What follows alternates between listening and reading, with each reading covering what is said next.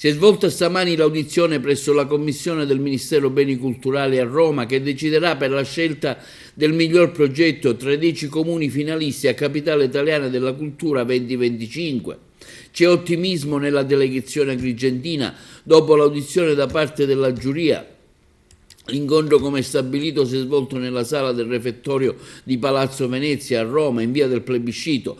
A illustrare il dossier della candidatura sono stati il sindaco di Agrigento Miccichè, il progettista Roberto Albergoni, il presidente del consorzio universitario Antonino Mangiacavallo. Dopo di loro hanno relazionato Teresa Fiore, docente dell'Università del New Jersey, Margherita Orlando, coordinatrice del progetto Archeologia Pubblica Agrigento Tunisi, Florinda Saieva, fondatrice della Farm Cultural Park di Favara, Gaetano Galvagno, presidente dell'Assemblea regionale siciliana. Sono intervenuti anche Costantino Ciulla, assessore al Comune di Agrigento, Pasquale Sedio, docente dell'Università Bocconi, e Letizia Casuccio nella qualità di direttore generale di Coop Culture. Bisognerà ora attendere l'audizione delle altre 9 città italiane candidate prima di conoscere la decisione della giuria, che sarà prevista per il prossimo 31 marzo. Sì, abbiamo appena finito l'audizione e abbiamo presentato il nostro dossier, il nostro progetto per Agrigento Capitale della Cultura 2025. Mi pare che sia andata abbastanza bene, è stato apprezzato il lavoro che abbiamo fatto in questo anno e mezzo, tutti i relatori sono stati abbastanza chiari e abbastanza competenti, penso che Agrigento ce la può fare.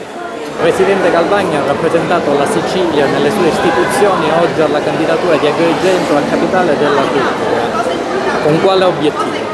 Per me intanto è un grande onore il fatto che ci sia una città siciliana, per l'appunto Agrigento, a questo importante evento.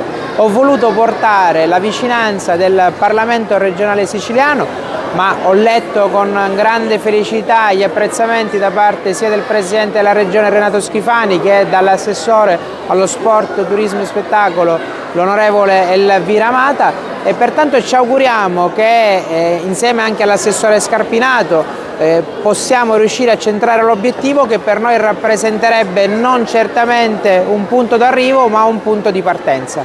Agrigento questa mattina ha presentato la sua candidatura, la Commissione ha ascoltato tutti i relatori e c'è ottimismo. Sì, c'è molto ottimismo perché questa mattina Agrigento è veramente stata tra le migliori città a esporre il proprio progetto. Dobbiamo dire che lo staff messo in campo dal sindaco e dal presidente del consorzio universitario ha dimostrato veramente un valore superiore. In commissione durante l'audizione abbiamo risposto a tutte le domande, abbiamo ricevuto i complimenti di tutta la commissione, siamo molto fiduciosi, dobbiamo solo incrociare le dita e tifare per Agrigento. Ora il giorno 31 mattina il ministro, collegato con tutti i sindaci delle città finaliste, si collegheranno e da là speriamo di vincere e di portare questo prestigioso premio nella nostra città. Dottor Albergoni, il dato è certo, la Commissione ci ha ascoltato, avete avuto la possibilità di dire tutto quello che i commissari volevano sapere, a questo punto cosa succede? A questo punto aspettiamo la valutazione finale. Io sono molto soddisfatto di come è andata l'audizione, credo che sia stata una presentazione del progetto molto completa con punti di vista diversi e questo è proprio il tema del nostro progetto, le relazioni tra gli esseri umani e la possibilità di confrontarsi venendo da esperienze diverse, da luoghi diversi e quindi presentare una complessità. Ci auguriamo che questa complessità sia un punto di forza del progetto. Presidente Mangiacavallo, siamo all'uscita dall'esame della Commissione, un'ora difficile, un'ora pesante, ma alla fine quale giudizio si viene presa? Io devo dire che è stato l'ideale completamento di un lavoro che è cominciato 2 anni fa, è cominciato con l'entusiasmo e continua con maggiore entusiasmo, con maggiore ardore, con maggiore passione.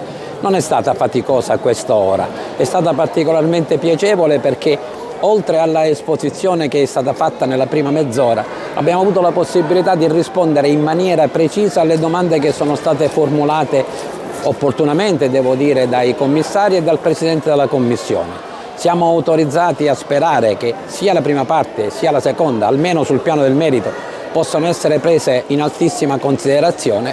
Abbiamo la soddisfazione l'orgoglio di aver dimostrato grande attaccamento ad Agrigento e alla Sicilia tutta. Abbiamo dimostrato di coltivare la passione della cultura e non è un bisticcio di parole. Ci auguriamo che questo riconoscimento possa arrivare non tanto per riconoscere il lavoro che è stato fatto da pochi, ma per gratificare tutta la cittadinanza agrigentina e della provincia di un riconoscimento che merita da tempo e che dovrebbe essere tributato non solo per le bellezze paesaggistiche e architettoniche, ma per la stratificazione di varie culture che ne fanno una perla dell'umanità. Non a caso l'UNESCO ha scelto le vestigia agrigentine come patrimonio universale dell'umanità.